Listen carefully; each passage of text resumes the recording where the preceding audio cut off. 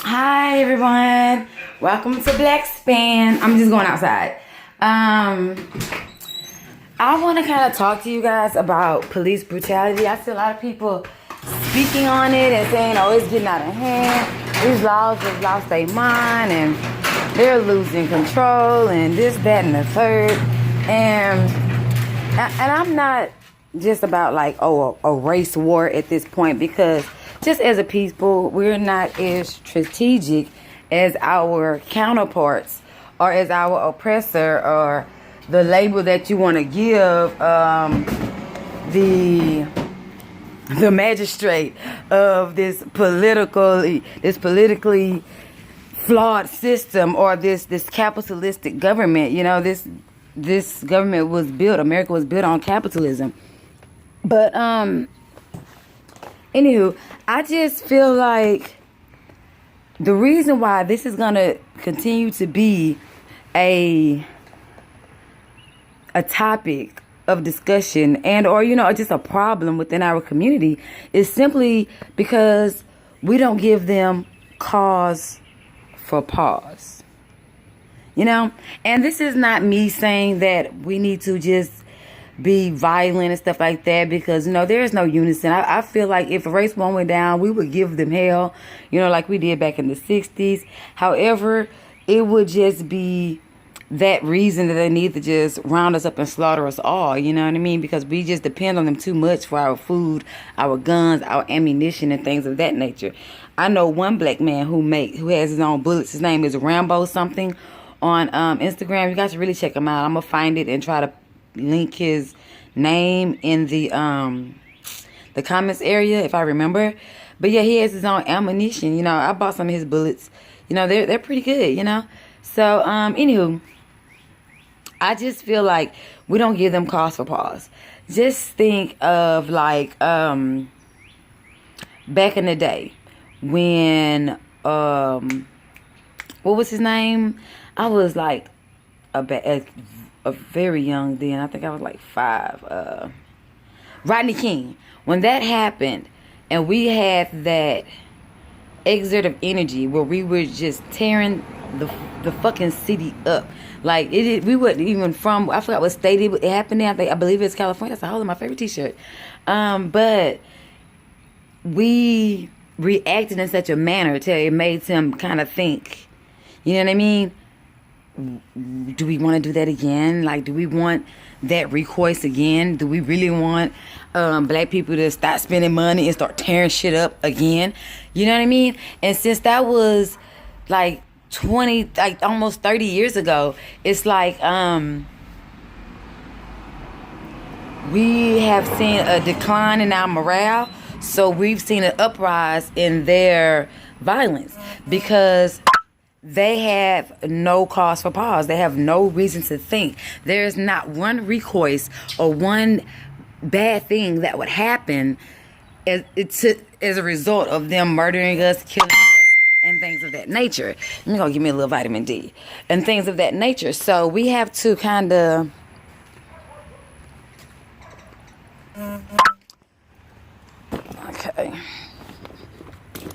we have to kind of, understand it. Did I move from one shade to another?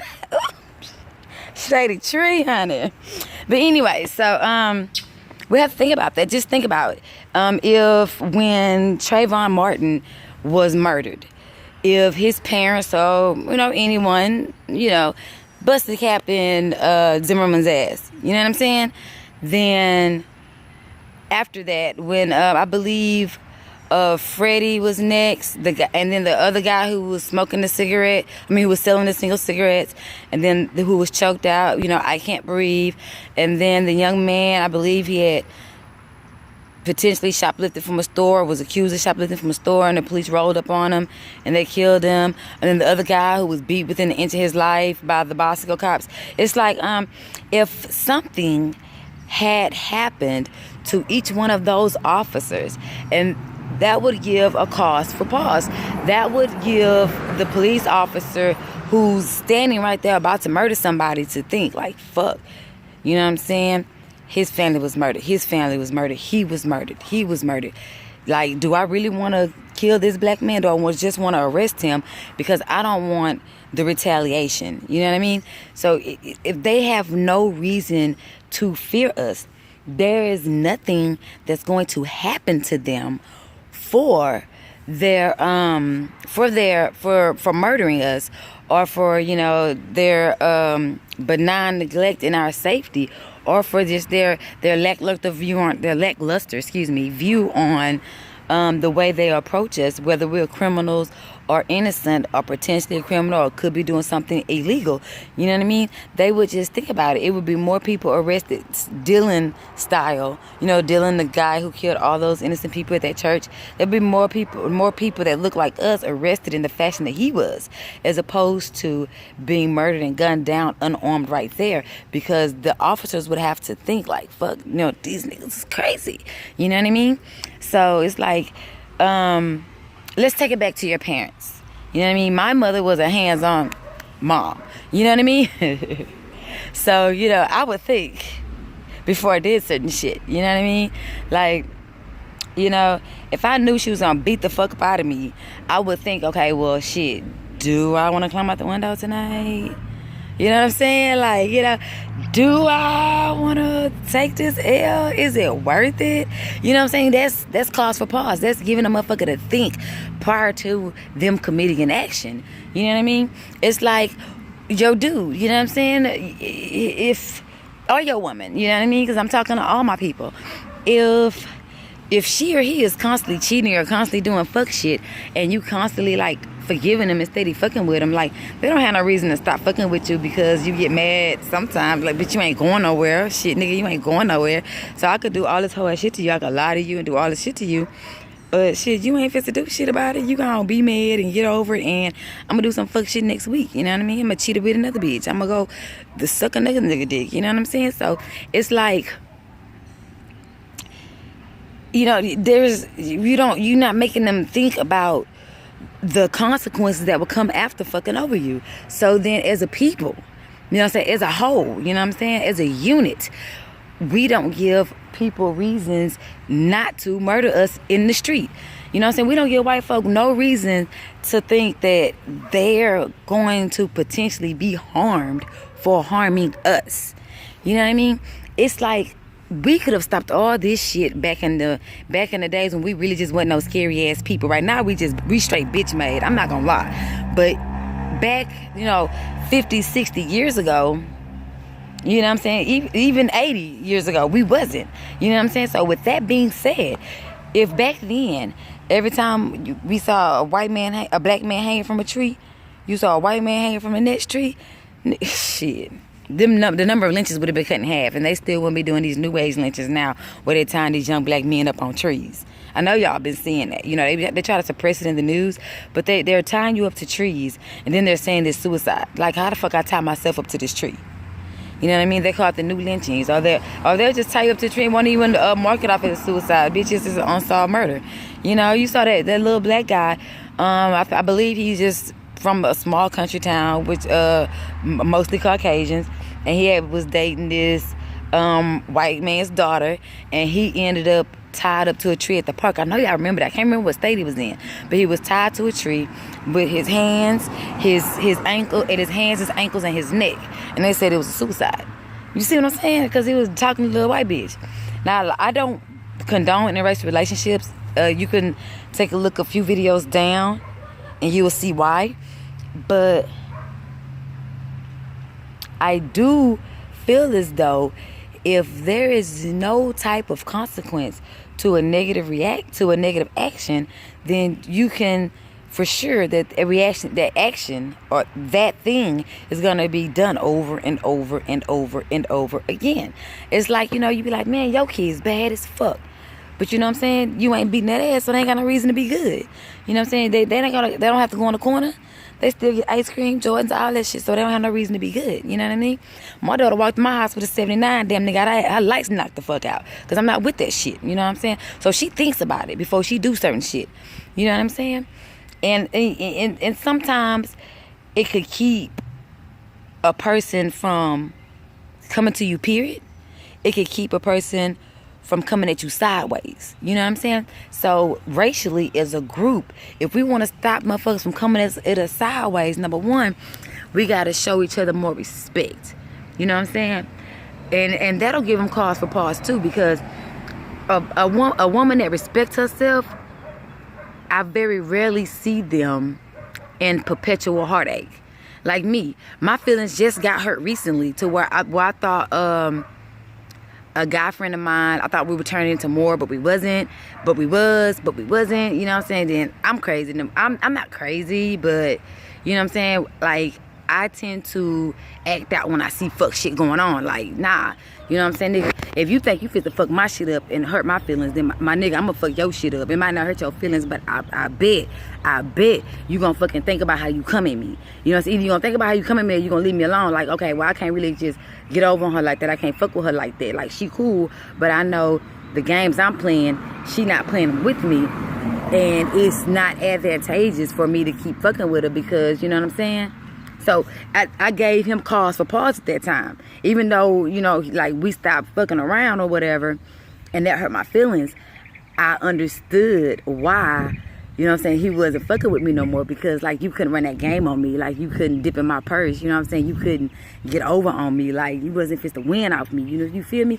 Like, you know what I'm saying? I'm willing to help you win, but you're not gonna take advantage of me for that win. You know what I'm saying? Motherfuckers can't never win causing somebody else pain anyway, which is why we see a constant degradation within the European society. It might not look like it because they got the money, the business, the corporations and shit like that, but they fucked off. You know what I'm saying? Just as a race, as a species, as a people, they out of there. They can't even find their own selves in history.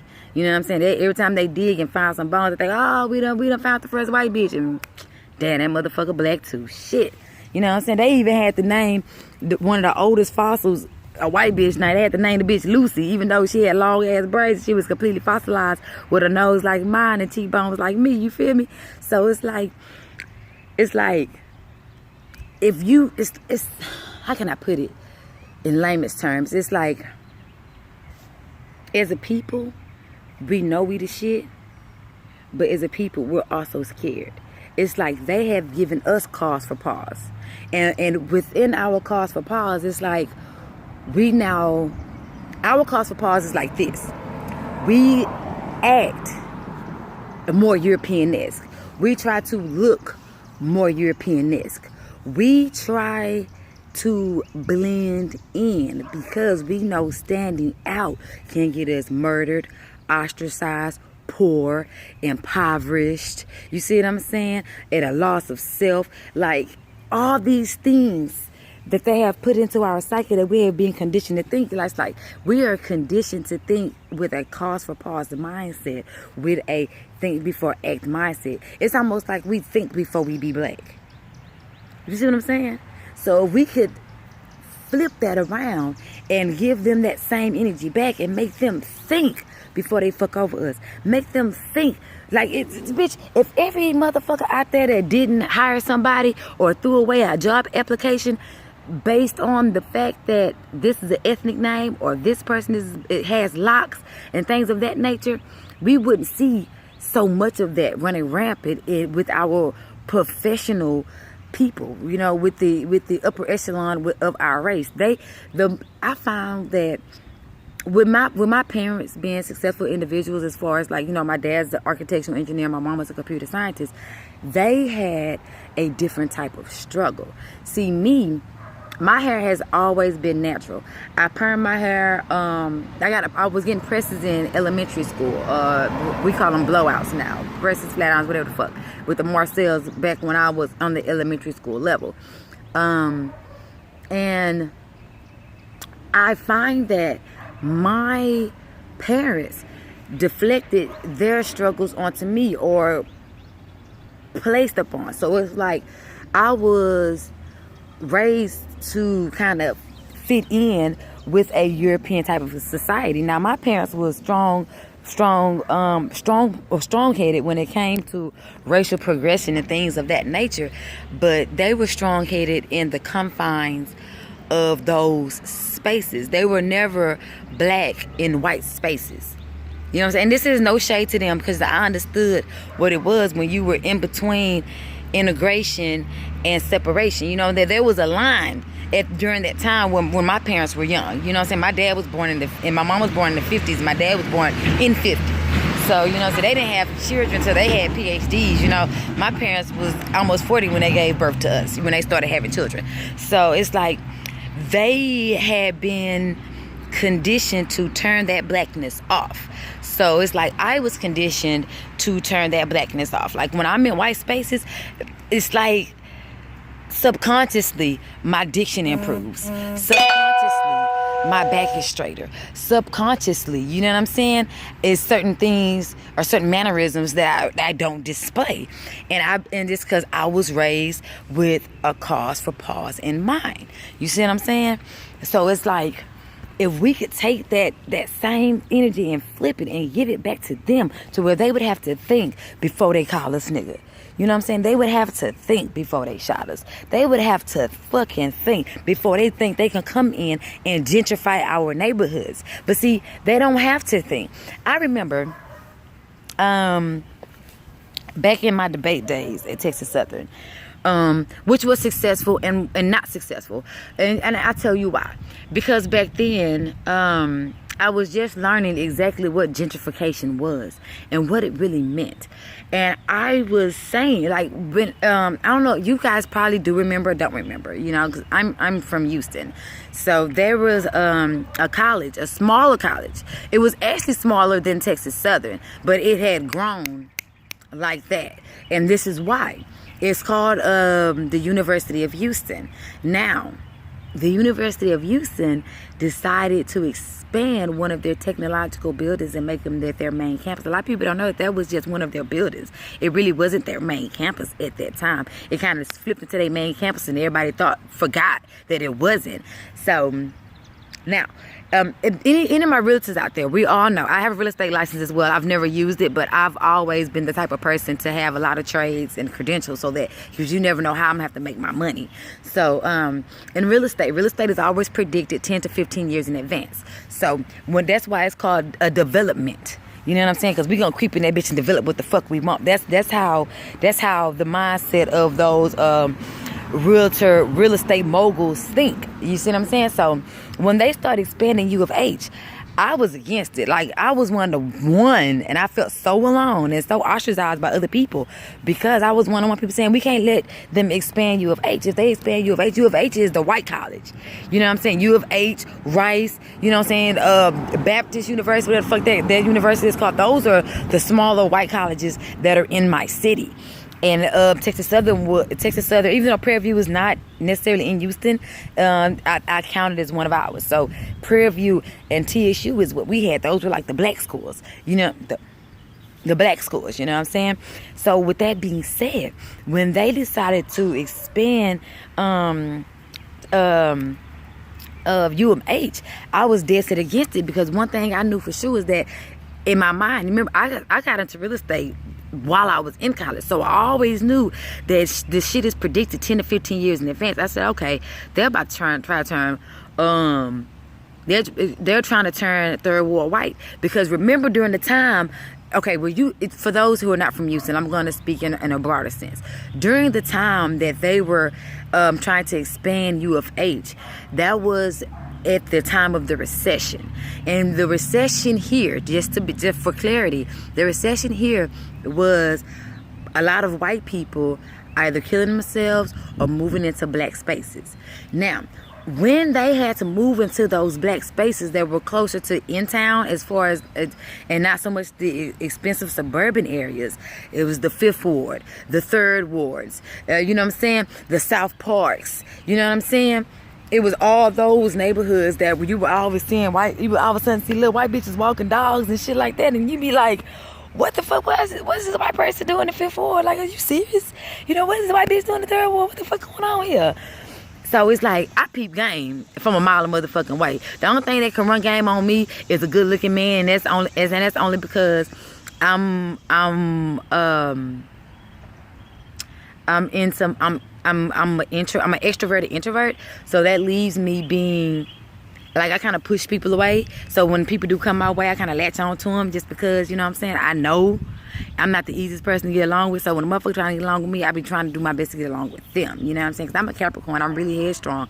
And a lot of people can't take a headstrong person other than maybe like a Pisces or something like that, or Aries, or someone whose sign is actually equarium, or someone who provides balance. You know what I'm saying? So I say that to say this. I knew that third ward was about to take a face change, and I was against that because, you know, the first house that my parents ever bought was in third ward, right down with Truxillo and Eames. That big green house right there, it was one house, and that was our shit. So it's like for me, third ward had always been a black neighborhood. So when I saw a white space trying to expand, I knew it wasn't the school that was expanding, it was the race in which that was backing that expansion, trying to take over, because they tried that shit in Fifth Ward, but Fifth Ward just wasn't going to have it.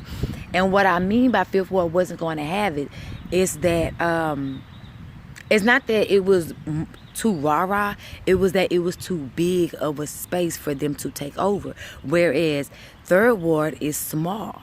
It looks large. Like, how can I put it? All those neighborhoods like Sunnyside, South Park, Third Ward that are like 1 block away from each other, they all can equal up to how large Fifth Ward actually is.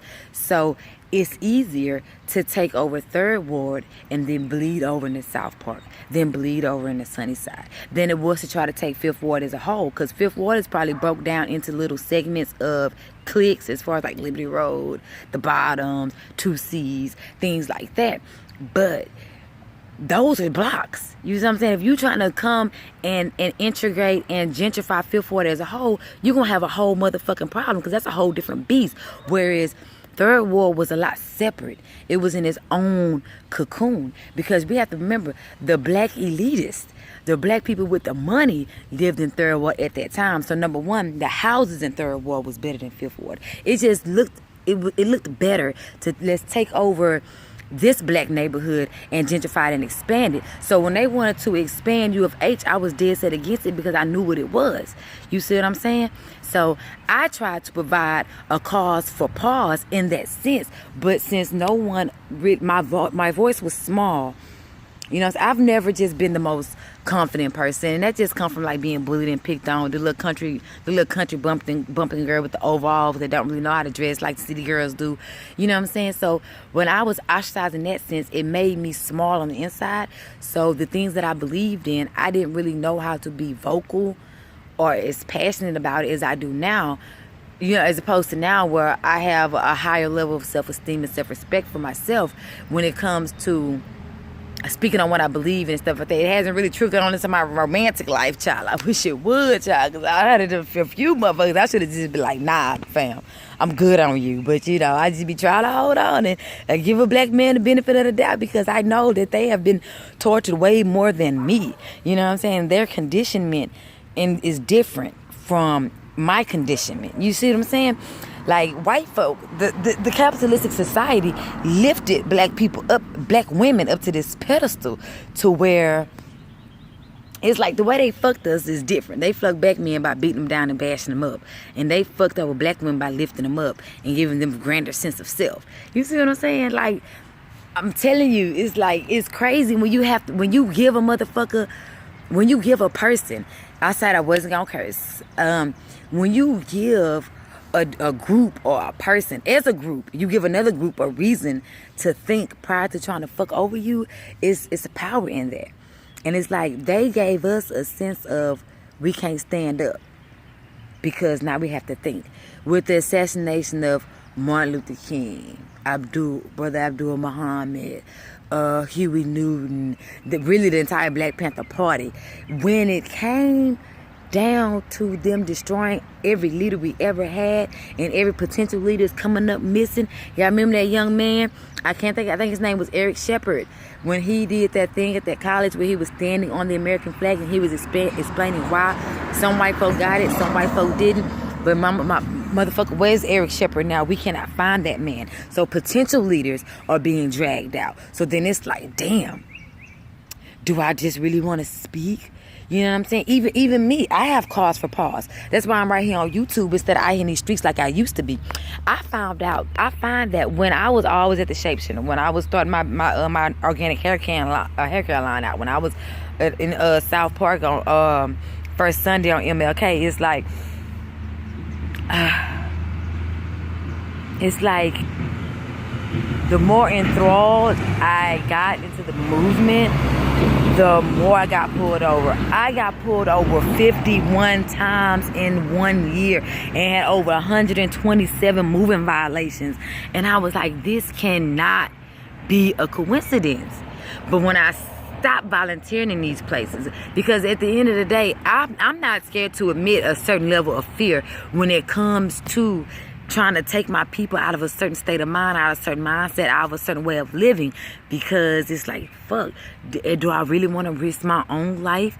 You know what I'm saying? Then it's like, damn. Then your own people give you a cause for pause just because you know you have been bullied and ostracized. It's like, I think about all this shit, how I've been treated by my own and how I have been done by my own. It's like, just because my own people done fucked me plenty of times, you know what I'm saying, from black women to black men, but it doesn't make me turn my back on them, but it does make me think, do I really want to risk it all for them? You know what I'm saying? Cause for pause. You know what I'm saying? We give our cause for pause more to our own people than we do to our natural born motherfucking enemy. And it's like, if we just make a motherfucker think before fucking over us, then it will be a lot less fucking over us. You know what I'm saying? Were my analogies correct? Like, do you feel where I'm coming from? If a motherfucker don't have no repercussions on fucking over you, then like, nigga, I don't have no problem fucking over you. You know what I'm saying? Like, none at all. I have no wimps, no qualms about it. You know what I'm saying? I told everybody, man, we can't let them expand U of H. We just can't. You know what I'm saying? If they ain't trying to expand one of the oldest colleges in this motherfucking city, but they want to expand this new bitch, nah, nigga, that's not what we doing.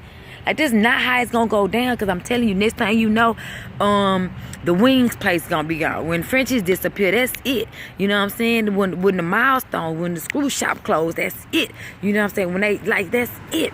When the lunchbox closed, when George Foreman boxing gym closed, like, that's fucking it. And nobody understood what I was saying back then, because again, I was a shy, timid young woman with not that big of a voice. You know what I'm saying? You got to understand, at the time, I was also attending a European school. Like, a lot of people say that Spelman is a black school. Yeah, number one, an old rich white man made Spelman. You know what I'm saying? This is at the time where they was separating black families, where they was trying to, in the process of uplifting black women and downgrading black men, to provide that separation within us, because they had to destroy the black family. You know what I'm saying? We even have a cause for pause in starting a black family because of how they done fucked us up. So at the time, I was going to Spelman, but during the summer, I always took my classes at TSU because I wanted to go to TSU, but I had to go to Spelman just because this is where everybody else went. You know what I'm saying? I wasn't happy there. I didn't want to be there.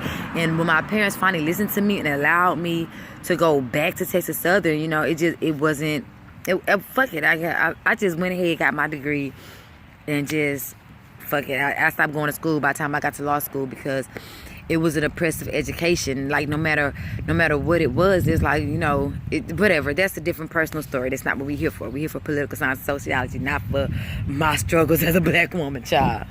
Because if that's the case, honey, we can all go on and on, honey. So it's like, if a group of people don't have to think before they fuck up another group of people, then what's gonna stop them from fucking you?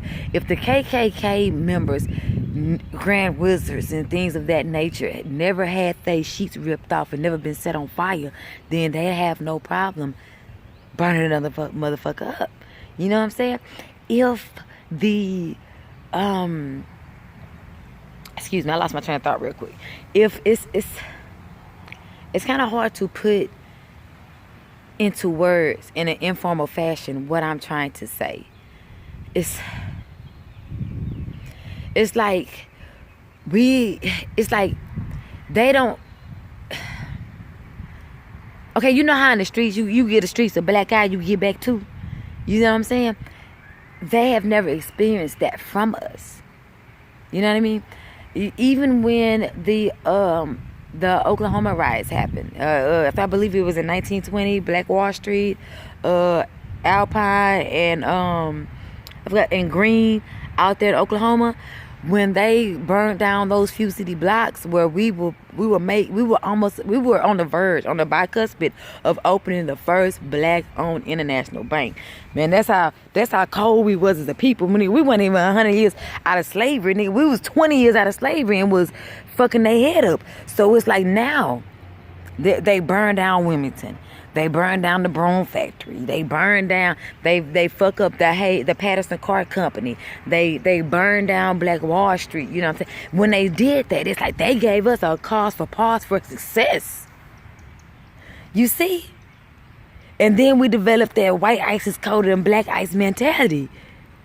You see what I'm saying? Once you got a motherfucker stuttering in their steps and constantly thinking about what the fuck they gonna do, most 9 times out of 10 they gonna follow around what the fuck you want them to do. That's the catch-22. That's the purpose of making a motherfucker think, because you want them to be thinking so hard to where they thinking how you want them to think, and motherfuckers don't get that.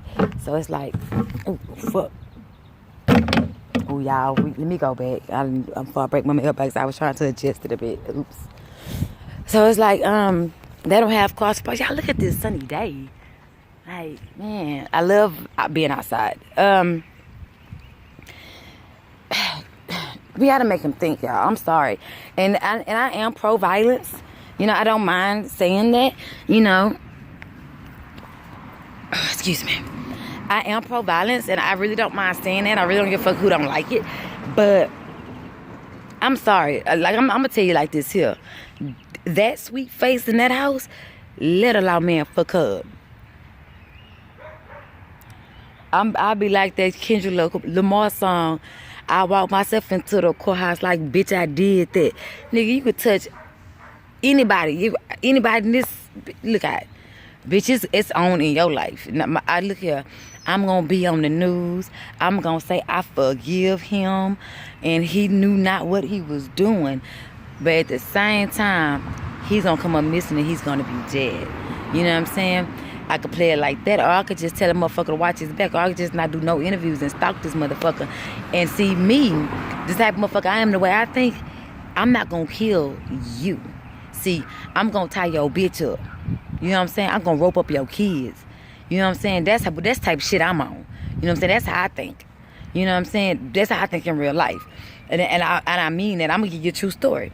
I was dating this guy, and like I was going through something with my father. I didn't tell him I was going through nothing, but I was constantly requesting his presence. And when I wasn't getting it, I have a innate ability to get to know a motherfucker real quick.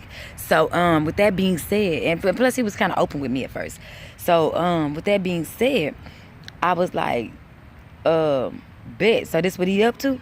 Bet. So nigga, me, in my mind, I tried to go fuck all his shit up. You know what I'm saying? With every bitch he was fucking with. Just on GP. Even though I knew I was supposed to leave the nigga alone. Like, I still was childish and petty enough to, okay, bet. So it made the motherfucker think like, shit, I don't really want to go over there because I know she gonna be all in my phone fucking with my shit. You know what I'm saying? She gonna call that bitch in there, let her presence be felt, because you got me fucked up. So like, if you ain't making a motherfucker think before they mistreat you, and not like, yeah, my feelings was hurt when he stopped fucking with me, but I understood why he stopped fucking with me, because he couldn't fuck up with me. You know what I'm saying? Like, I was making the nigga think like, damn. You know what I'm saying? Like, if you ain't making a motherfucker think before they fuck over you, then what's to stop a person from fucking over you? And if that's just on an individual level, look at the grander scheme of things. If you're not making one group of people think before they fuck over your group of people, what's going to stop them? What? So, and it's not just about handing out ass whoopers or being on some revenge shit. You know what I'm saying? It's not about that. It's really about putting an end to social injustice. And it's like, people think that, oh, you know, you can't fight fire with fire. Like, I don't know where the fuck that even came from. Bitch, I fight fire with water. You know what I'm saying? Bitch, you burn me, but I'ma drown you. It is what the fuck it is. It's just like, people forget about universal law. Everything has the equal or opposite reaction. You know what I'm saying? That's universal law. So really, we going against the universe right now. and mentally or frequently causing our own degradation because we going against universal law off the real. Like motherfucker, like all that old don't stop, don't shoot, put your hands in there. Look at bitch. I ain't lifting my arms up. All that don't shoot shit, bitch. That ain't gonna stop nobody. I'm asking you not to shoot me, nigga. Tupac said a long time ago, nigga, the time for action is up. We done asking. What we supposed to do? Ask. Now we picking the lock and we coming in the door, right? Right? Nigga, I remember more of his speeches and his quotes than I do his songs. That's how prolific that brother was. But like, he gave motherfuckers cause for pause, which is why he was murdered. You know what I'm saying? But then there was no other cause for pause after that. You know what I'm saying? Then I'm just doing a video right now about the black infiltration. But yeah, so we have to give a motherfucker a reason to not want to fuck us. You know what I'm saying? If somebody is crazy and shell-shocked enough to put a list together of every officer who has murdered an unarmed black man, and all of a sudden all the motherfuckers' wives came up dead, well, let's do the mistresses. Let's do the mistresses and the wife, because, you know, it is possible to be in love with two people at one time. So, if they all got roped up and locked up in basements or in trunks of burning cars or had those deaths where the cause of death is unknown, you know what I'm saying? Then a motherfucker will start thinking. It'll be more peaceful arrest, I guarantee you. So let's start making a motherfucker think before they fuck over us. Give them cause for pause. Because one thing about it, when I got all the moving violations in 1 year, when I went down to the police station, and this is one of the hardest, scariest things I ever did in my life. I looked up, I think, 20 of my tickets. And 20 of those tickets, I did a complaint on every last one of them. And what I found out, when you do an officer complaint, regardless of hue, especially when you do an anonymous complaint on an officer or conduct unbecoming of an officer, it sticks on what they call a jacket. Hey! It sticks on. I just love living where my mom and them grew up in, because everybody know your ass. But anyway, it makes it goes on their jacket, and when you get too many complaints on your jacket in 1 year, it stagnates your police career.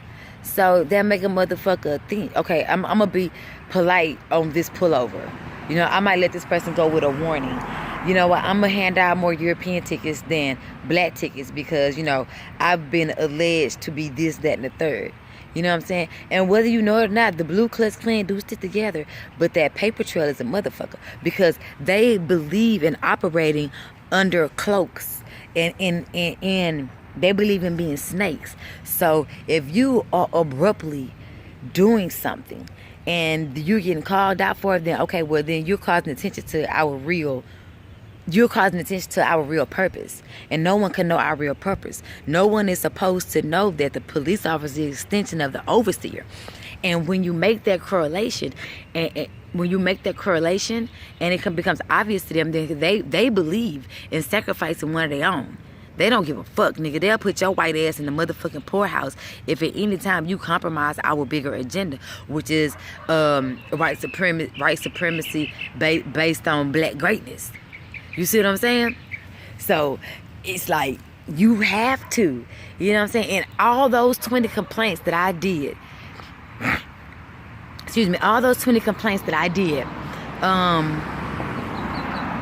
I felt as though, okay, this is going on somebody's permanent record somewhere. And the fact that I was following up, I haven't been pulled over in years. Man, the last time I got fucking pulled over, I was speeding down MLK. I was probably going like 60. You know, I'm a speed demon, nigga. I drive. Like I drive. Like I used to ride in drag races back in 1960, back when I was 13, 14, 15, niggas. Like I'm a speed demon. I'm a fucking motorhead. I'm a car junkie. All that shit. You know what I'm saying? But it's like when I had got put over in fucking years. Bullshit, you know. I had a license in at least 10 years. I don't give a fuck, bitch. I got keys. You never gonna stop me from buying no car, bitch. Because one thing about it, I'm gonna go chase that bag until I get a bag big enough to go buy what the fuck I want. You know what I'm saying? So you ain't gonna stop me from buying no new car, license or no license. So it's like, bitch, bitch would. You know what I'm saying? And I even had a lot of men tell me, you just do what the fuck you want to do. I had a nigga tell me, you do what the fuck you want to do. I do what the fuck I want to do. You know what I'm saying? And that gives a motherfucker cause for pause. Motherfuckers think about how they talk to me before they talk to me. You know what I'm saying? When exes hit me up, because they always fundamentally figure out that motherfucker probably was a little too passionate, probably was a little crazy, and maybe even a little clingy, because, you know, being a fatherless child makes you clingy at times, especially as a woman. But damn, she was real, you know what I'm saying? And when you go looking for that other realness and you never quite find it, you kind of always want to go and, you know, reach out to where you found that original sense of authenticity from. So even in that essence, when they try to come back, it's a cause for pause, because they think about how they gonna come at you this time for that second time around, because they know you ain't with that bullshit. So as a people, we have to make other people think. And I'm all about separate but equal within our own race. You know what I'm saying? My nigga, I don't like how a lot of motherfuckers get down. But as a black person, I'm going to respect you and hold you down and be there for you. And in doing so, it's not going to be an interpersonal relationship or a communication. It's just going to be me living somewhere where 1, 2, 3, 4, 5, 6, 7, 8, 9, 10, 11, 12, where all 15 of my neighbors on my block look just like me. You feel me? You understand where I'm coming from? I don't know none of these motherfuckers. Well, that's Dr. Merle House and this. Yeah, I mean, I know these people. I'm just saying, if I didn't know them, you know what I'm saying, or didn't know their essence, I would still not mind living by them. You know what I'm saying? I'm not just gonna ask my neighbor for no fucking sugar. Bitch, I'm gonna walk down to the store and grab me some sugar. You know what I'm saying? Like, I don't fuck around with shit out of people's house like that. That's just not how I am. However, I can still live next to you. And I can still even buy your product from you without fucking with you. You know what I'm saying? White folk don't like each other. White folk hate each other. They so full of hate, so they hate one themselves. And I'm like, y'all expecting them to love us and do us right there. They hate themselves. Look up the Spanish Inquisitions. Look up the original conquistadors. You know what I'm saying? Because Spaniards are Europeans. Look up how the French did. Look up the Christian Crusades. Look at how they used to tear each other from limb to fucking limb. Nigga, they don't like each other. But I tell you what, nigga, they ain't got no problem with spending $1,000, $1,200, $1,700, $15,000 on a limited edition purse that another white bitch made. You feel me? So let's not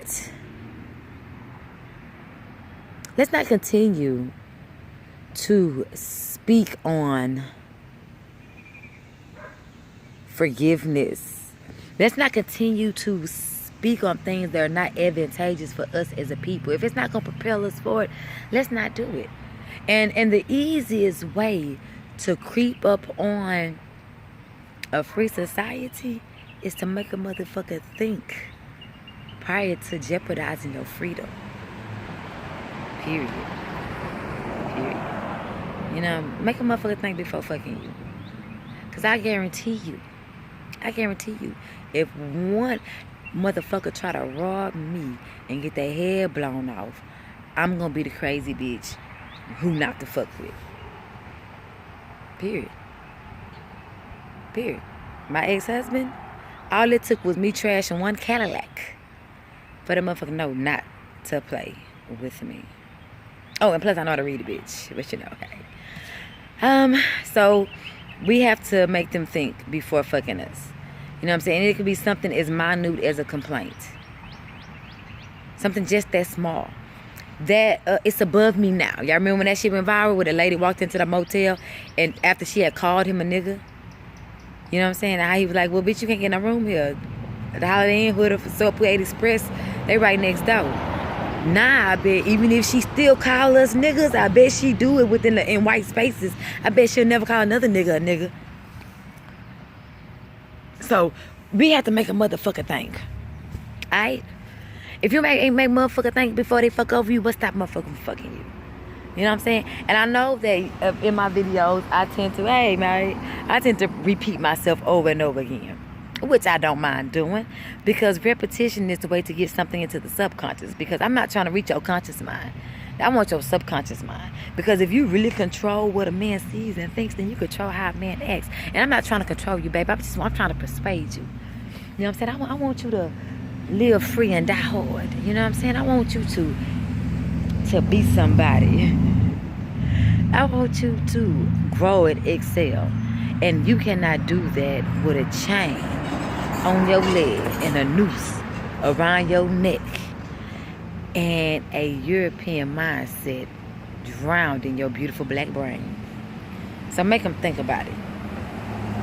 When you feel like you've been wrong, when you feel like you've been wrong by a person, period, you should say something. But when you feel you've been wrong by the system of white supremacy in itself, do something. Say something. Period. And make a motherfucker think before they fuck with you. Alright, y'all. This is Nikki, you know, Black Spin. I love it. I love doing it. Yeah, I got like 300-400 followers, and like people be like, you should have more, and this and that. I mean, share it. Like, subscribe, and share. Because at the end of the day, this message is not for the black elite, because I feel like part of you is already gone because they have conditioned you to think. This is for the people who are stuck in the middle. You know what I'm saying? This is for the people that's like, this is for the black woman who don't want to date a white man but is tired of being lonely, so she's thinking about it. You know what I'm saying? This for people with those type of mindsets and those type of mentalities. So, I'm about to post this now, and I'm about to record something else because I really want to talk about the black infiltration. All right, you know what? I love you guys. Peace out. Mwah. You're fucking awesome. Oh, I was looking at myself, telling myself I was awesome, but I hadn't pressed stop yet. Damn, but shit, that motherfucker is awesome. See, look. Watch this. I've always wanted to do this. Let's see if it works.